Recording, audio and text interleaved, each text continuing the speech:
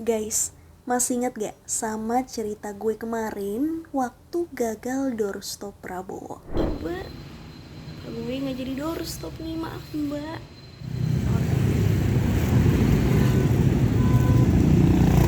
Setelah berminggu-minggu liputan kesana kemari, akhirnya gue berhasil nih guys, ketemu sama Prabowo.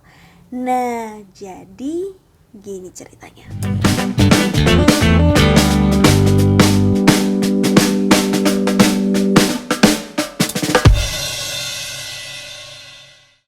Ceritanya bermula di hari Selasa kemarin guys.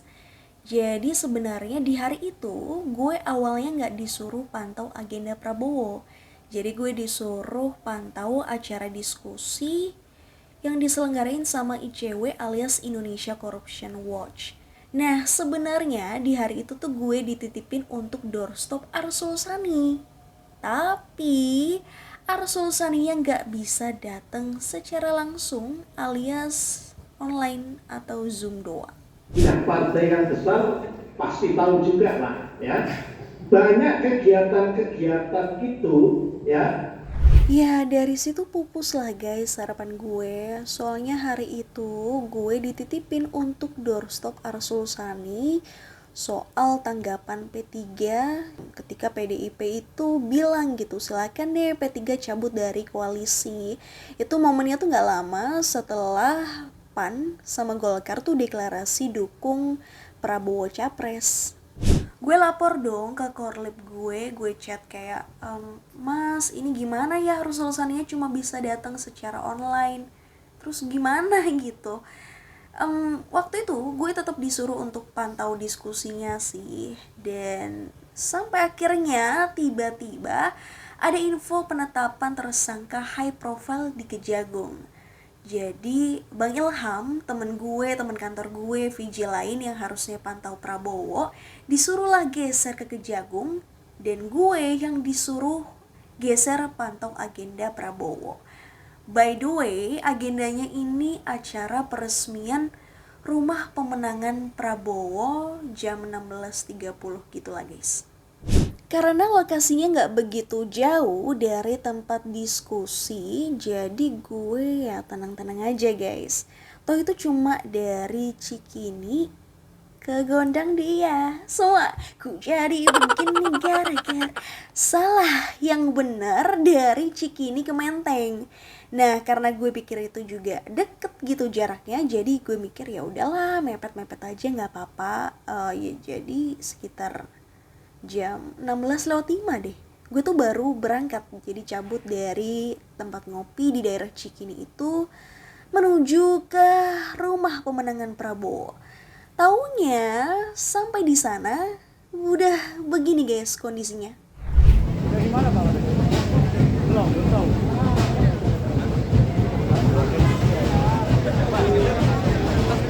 Asli ini bener-bener rame banget. Gila rame parah.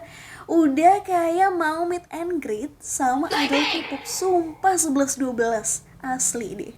Dan ya gimana, mungkin kalau misalnya nih gue bisa kasih gambaran gitu ya. Gue tuh juga sering gitu untuk liputan agenda relawan Prabowo di daerah Slipi dengan kondisi yang seperti ini.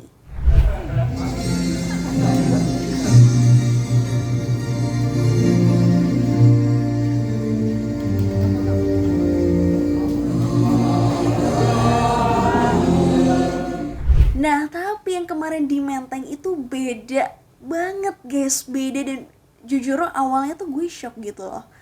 Tapi ya udah, masa nggak disikat? Ya lanjut lah liputan. Karena panik takut ketinggalan momen, ya udah gue randomly aja nanya ke bapak-bapak yang kebetulan ternyata dia merupakan relawan gitu. Gue tanyalah, Pak ini di depan situ ada apa ya? Karena gue nggak kelihatan. Terus Pak Prabowo udah datang belum?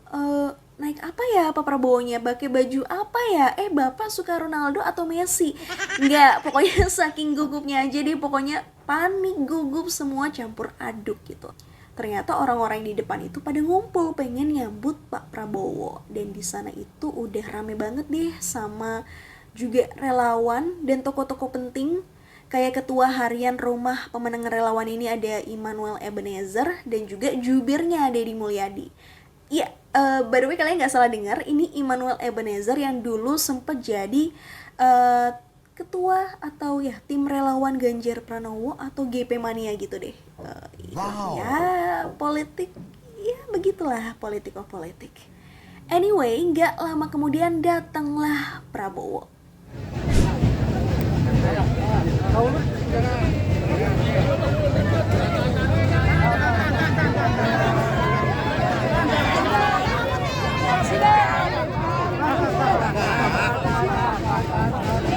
Kalau ditanya, emangnya serami itu, Mitch?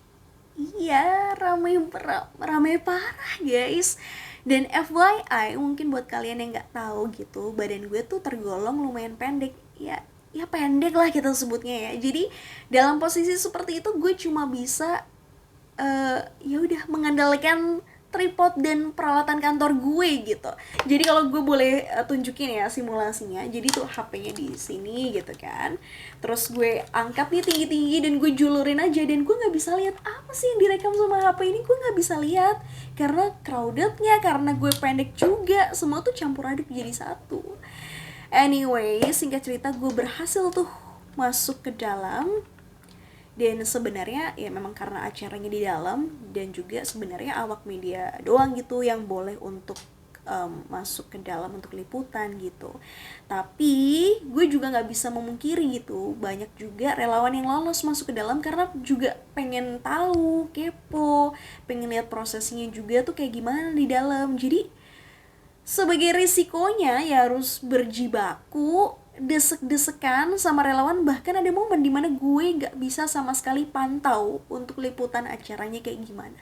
Kak, kan peresmian rumah Prabowo, dapat apa, dapat hikmahnya? Kasih di luar aja.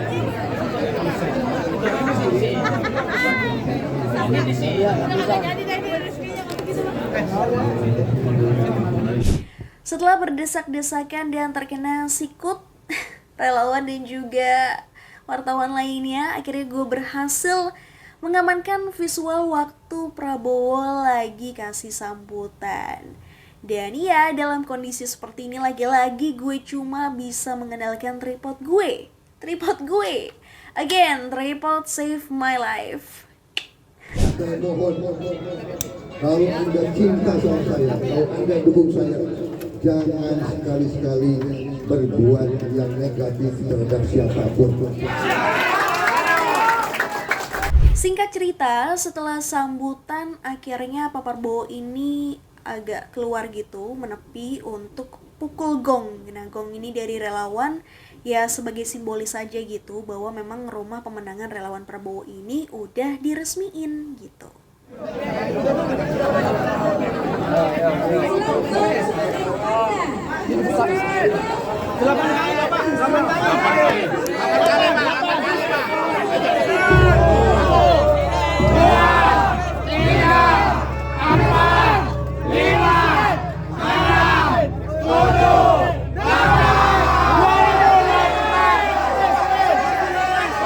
Eits, jangan dikira ceritanya selesai sampai di situ aja guys. Jadi setelah peresmian ada momen dimana gue sama wartawan lainnya sempet gontok-gontokan sama tim keamanannya Prabowo.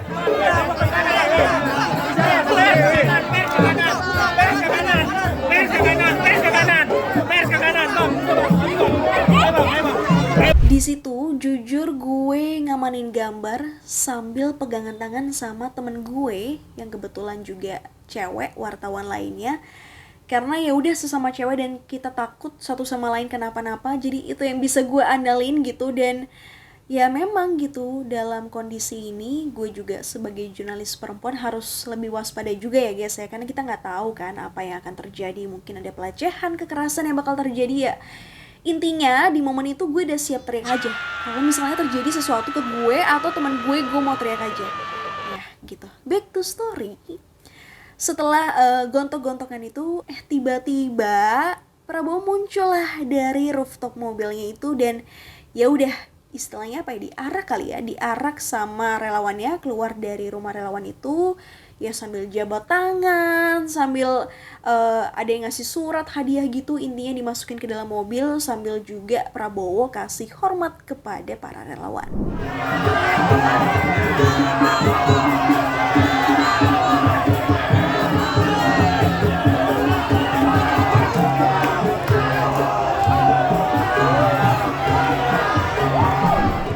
Ya, intinya gue kali ini berhasil liputan Prabowo guys.